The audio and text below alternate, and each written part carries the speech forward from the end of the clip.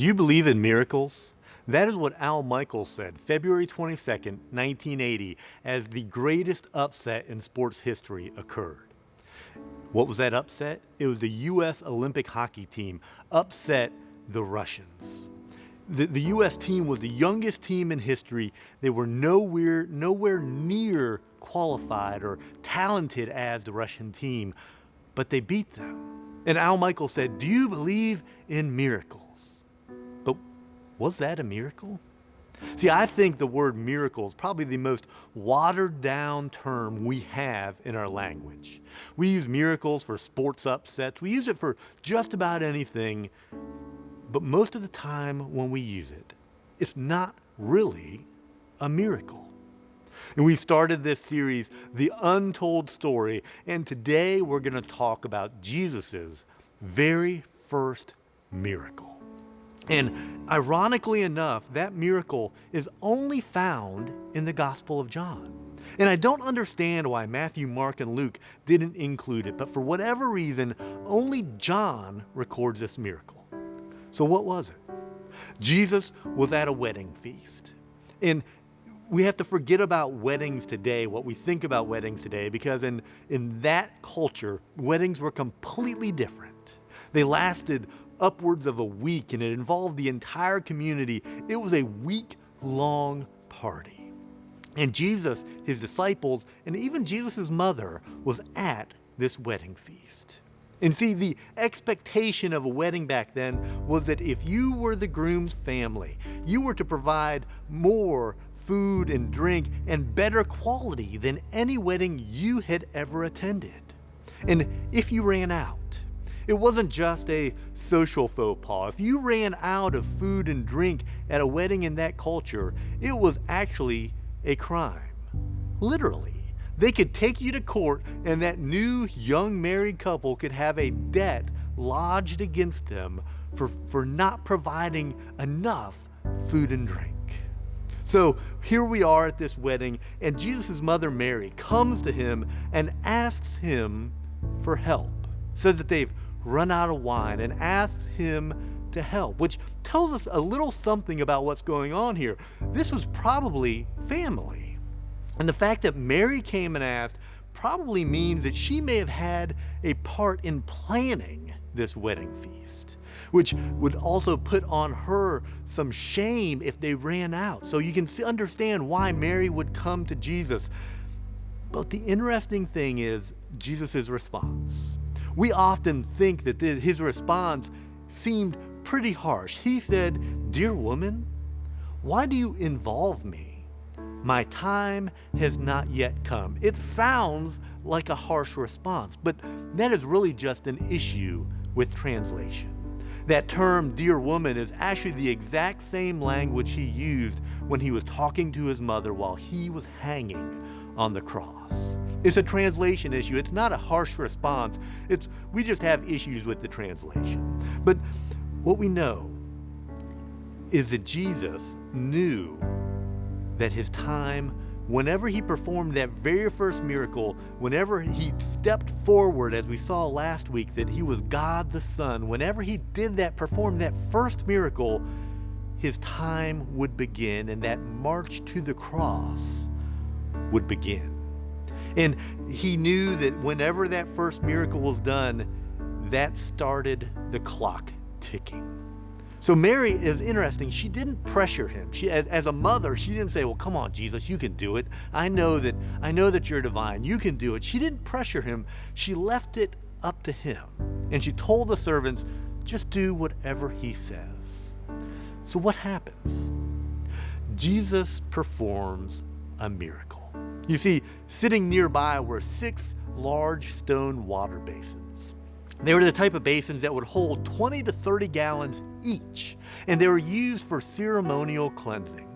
Jesus tells them to fill them to the very top with water, and then to take some of the water out and to give it to the master and to give that water to him. And I can imagine the servants taking a glass, looking at it, seeing this is water, having no idea what's going to happen, giving it to the master. But when the master takes a drink, it's turned into wine. And not just normal wine, the best wine he had ever tasted. Jesus performed the miracle of turning water into wine. And this miracle raises all kinds of questions in our minds, questions that we don't really have time to cover all of them today, such as, was it real wine? Why so much wine? I mean, 20-gallon containers, 6 of them, that's 120 gallons of wine. Why so much? There are all kinds of questions that we just don't have the time to cover. But what I do want to spend some time on this morning is that miracles are done for a reason. They're never done just to show that you have the power to perform a miracle. There's a particular reason why it's done. So why did Jesus take this as the first miracle? Why now? Why at this wedding feast? And I'm going to propose that there are 2 reasons. The first is that he cares about the little things in our life. Like if you're going to run out of wine at a wedding feast, no matter what's going on in your life, there's nothing too inconsequential for Jesus to care about. He cares about the little things, the things that we think that he doesn't care about, he does. And the second reason I think he performs this miracle just has to do with the symbolism that's represented. See, sometimes when we read a biblical story, we read symbolism into it, and sometimes we think that there's not any symbolism. In this miracle, there's a whole lot of symbolism. Too much to cover, but I want to just look at 2 little things that are symbolic about this miracle. The first is that it's performed at the wedding itself. Jesus could have done all kinds of different miracles. We know he raised the dead, he healed people, gave people sight. So why, as the first miracle, why not do something big?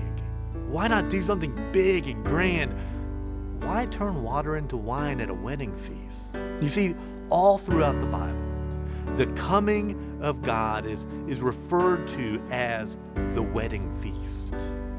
Jesus performs that first miracle, proclaiming himself as God the Son at a wedding. It's symbolic of his coming in glory. And another point of symbolism is just the miracle itself, how symbolic it is. A miracle is always a sign. And this is a sign of the beginning of his ministry, just like it's the beginning of a marriage. The symbolism is there, and it's just so amazing when you see all of the different means of symbolism. But the question remains, what does this mean for you and me? This miracle of turning water into wine, what does it mean for us today? Well, to answer that question, I think we have to look at what it meant to those who witnessed it live and in person. Jesus' disciples, it tells us, were there at that wedding. Now, they were following Jesus at the time, but he had yet to perform any miracles. So this miracle gave them a basis of faith in Jesus.